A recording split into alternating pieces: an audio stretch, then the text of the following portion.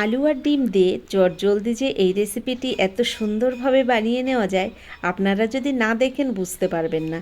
নমস্কার বন্ধুরা, আশা করি হয়তো সকলেই ভালো আছেন। টিয়ার হোম কিচেন থেকে আমি তন্দ্রা আজ নিয়ে এলাম একটা টিফিনের রেসিপি। বাচ্চা থেকে বড় সকলেরই পছন্দের মতো একটা রেসিপি। একটা আলু দিয়ে আর ডিম দিয়ে তৈরি করে দেখাবো এই রেসিপিটি। কি করে তৈরি করলাম, কিভাবে তৈরি করলাম, সঙ্গে থাকুন, দেখতে থাকুন। আশা করছি আপনাদের ভালো লাগবে। তবে ভিডিওটি দেখার শুরুতে একটা লাইক দিয়েই ভিডিওটা দেখা শুরু করবেন। দেখুন, আমি একটা আলু নিয়েছি। প্রথমেই খোসাটাকে ছাড়িয়ে একটা গ্রেটারে ভালো করে আলুটাকে গ্রেট করে নিচ্ছি। আলুটাকে গ্রেট করে নেওয়ার পরে আমি ভালো করে দেখুন জল দিয়ে আলুগুলোকে ধুয়ে নিয়েছি। একটা ঝাঁঝরি গামলার মধ্যে রেখেছি আলুগুলো জলটা ঝরিয়ে নেওয়ার জন্য। ভালো করে জলটা আমি এভাবে ঝরিয়ে নিয়েছি। দেখুন, গ্রেট করা আলুটাকে জল ঝরিয়ে নেওয়ার পরে নিয়ে নিলাম বড় সাইজের একটা বোলের মধ্যে। এবার এর মধ্যে এক এক করে আমি বাকি উপকরণগুলোও মিশিয়ে নেব। দিয়ে দিচ্ছি প্রথমেই এখানে হাফ চামচ লবণ রয়েছে, স্বাদ মতো লবণ দিয়ে দিলাম। তার সঙ্গে দিয়ে দিলাম কয়েকটা কাঁচা লঙ্কা কুচি। আর দিয়ে দিচ্ছি এর মধ্যে পেঁয়াজ রসুন আদা বাটা 2 চামচ। তার মধ্যে দিয়ে দেবো আমি হালকা করে একটু মরিচ গুঁড়ো আর একটু গরম মশলার গুঁড়ো। এটা একদম অল্প পরিমাণে দিয়েছি। তার মধ্যে দিয়ে দিচ্ছি আমি 2 চামচ কর্নফ্লাওয়ার। আর দিয়ে দেবো এখানে 3টে ডিম নিয়েছি।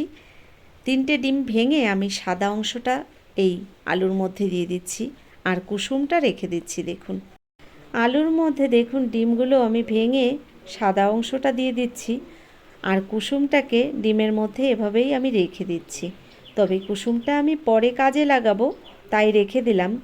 সেম একইভাবে বাকি ডিমগুলো আমি ভেঙে দেখুন আলুর মধ্যে দিয়ে দিচ্ছি আর কুসুমগুলোকে ডিমের মধ্যে এভাবে রেখে দিচ্ছি। এক এক করে আমি বাকি ডিমগুলোও সব দিয়ে দিয়েছি আলুর মধ্যে। এবার আমি ভালো করে হাত দিয়ে মেখে নেব। ডিমগুলো দেওয়ার পরে দেখুন আমি হাত দিয়ে মেখে নিচ্ছি। তবে আপনারা চাইলে চামচ দিয়েও মেখে নিতে পারেন, সেক্ষেত্রে কিন্তু আলুটা ভালো মাখা হবে না। তাই আমি হাত দিয়েই ভালো করে মেখে নিলাম। ডিমগুলো দেওয়ার পরে হাত দিয়ে আমি আলুটাকে বেশ ভালো করে মেখে নিলাম। আর এবার আমি চলে যাব রান্নার কাছে। দেখুন, গ্যাসের উপরে একটা প্যান গরম বসিয়ে দিয়েছি। প্যানটা গরম হয়ে গেছে।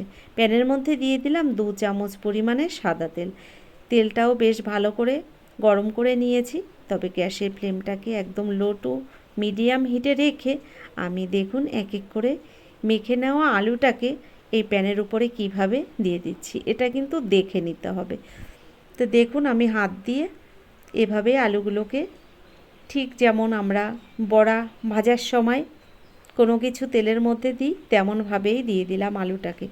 মাঝখানে একটু জায়গা করে নিলাম আর চারিদিকে একটু আলুটাকে ছড়িয়ে দিলাম। সেম একইভাবে দেখুন আমি বাকি আলুগুলো সুন্দর করে সাজিয়ে দিয়েছি প্যানের মধ্যে। আলুগুলোকে কর্নফ্লাওয়ার আর ডিম দিয়ে আমি বেশ ভালো করে মেখে নিয়েছিলাম। তারপরে প্যানের উপরে দেখুন সুন্দর করে সাজিয়েও দিয়েছি।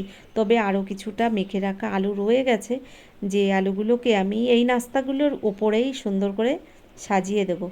দেখুন, বাকি যে মেখে রাখা আলুটা রয়ে গেছে আমি এই আলুটাকেও সুন্দর করে এই নাস্তাগুলোর উপরেই সাজিয়ে দিচ্ছি। একইভাবে আমি নাস্তাগুলোকে এভাবেই সাজিয়ে নিয়েছি। আর এবার দেখুন যে ডিমটা ভেঙে আমি কুসুমটা রেখে দিয়েছিলাম, কুসুমটাকে এই নাস্তাগুলোর মাঝখানে যে জায়গাটা ফাঁকা রেখেছি সেখানে আস্তে করে বসিয়ে দিচ্ছি কুসুম। তো কুসুমগুলো এভাবেই আমি দেখুন নাস্তাগুলোর মাঝখানে সুন্দর করে বসিয়ে দিলাম। এবার আমি 5 মিনিটের জন্য ঢাকনা বন্ধ করে ঢেকে দেব। তবে তার আগে একটু লবণ ছড়িয়ে দেব এই কুসুমের উপরে। একটু হালকা করে লবণ দিয়ে দিলাম। এবার আমি ঢাকনাটা বন্ধ করে 5 মিনিটের জন্য ঢেকে দেব। ঢাকনাটা বন্ধ করে 5 মিনিট আমি কুক করে নিয়েছি। এবার ঢাকনাটা খুলে আমি আপনাদের দেখাচ্ছি। গ্যাসের ফ্লেমটাকে আমি একদম লো হিটে রেখেই ঢাকনা বন্ধ করে রেখেছিলাম, যাতে নিচে দিয়ে কোনো রকম পুড়ে না যায়।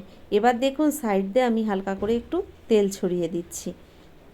আর তেলটা দেওয়ার পরে এবার আমি এই নাস্তাগুলোকে উল্টে দেব। তো উল্টে বাকি পাশটাকেও আমি সুন্দরভাবে ভেজে নেব। দেখুন এবার আমি নাস্তাগুলোকে আস্তে করে উল্টে দিচ্ছি। একইভাবে বাকি নাস্তাগুলোকেও এভাবে উল্টে আমি ঢাকনা বন্ধ করে আরও কিছুক্ষণ রান্না করে নেব। তো দেখুন এবার আমি 2 মিনিটের জন্য ঢাকনা বন্ধ করে ঢেকে দিলাম। চলে এলাম 2 মিনিট বাদে আবার ঢাকনাটা খুলে আপনাদের দেখাচ্ছি। দেখুন গ্যাসের ফ্লেমটাকে একদম লো হিটে রাখার কারণে বাকি সাইডটা কিন্তু একটু লাল হয়ে যায়নি। দেখুন সুন্দর ডিমের কুসুমটা সিদ্ধ হয়ে গেছে আর একটুও পুড়ে যায়নি। তো এভাবে আমি উল্টে পাল্টে কিছুক্ষণ ভেজে নিচ্ছি, তারপরে নামিয়ে নেব। তো বন্ধুরা আমার এই রেসিপিটি কেমন লাগলো অবশ্যই সেটা জানাবেন। যদি আমার এই রেসিপিটি ভালো লেগে থাকে তাহলে ভিডিওটি দেখার পরে একটা লাইক দিয়ে দেবেন। আর যারা চ্যানেলটিকে এখনও সাবস্ক্রাইব করেননি অবশ্যই আমার চ্যানেলটিকে সাবস্ক্রাইব করে আমার ভিডিওর পাশে থাকা বেল আইকনটি ক্লিক করে নোটিফিকেশানটা অল করে দেবেন। তাহলে কি হবে, আমার ভিডিও আপলোড করার সঙ্গে সঙ্গে তার নোটিফিকেশানটা আপনার কাছে পৌঁছে যাবে। আপনি অতি সহজে আপনার টাইম মতোই ভিডিওটি দেখে নিতে পারবেন। এছাড়া ভিডিওটি যদি আপনি ফেসবুক থেকে দেখে থাকেন অবশ্যই আমার পেজটাকে ফলো করবেন। তো বন্ধুরা দেখুন নাস্তাগুলো নামিয়ে নেওয়ার পরে আমি একটা ছুরি দিয়ে মাঝখানে সুন্দর করে কেটে নিয়েছি আর এভাবেই সাজিয়ে নিয়েছি। এবার আমি ওপর দিয়ে একটু সস দিয়ে দেব। তো আপনারা বাচ্চাদের যদি এই রেসিপিটি তৈরি করে দেন বাচ্চারা এত পছন্দ করবে, অবশ্যই একবার আপনারা বাড়িতে এভাবে বাচ্চাদেরকে বানিয়ে দিতে পারেন। আপনারা নিজেরাও বানিয়ে খেতে পারেন, ভীষণ ভালো হয় খেতে। সন্ধ্যার টিফিনে বলুন বা গরম গরম ভাতেই বলুন, এটা কিন্তু সব কিছুর সঙ্গেই জমে যায়।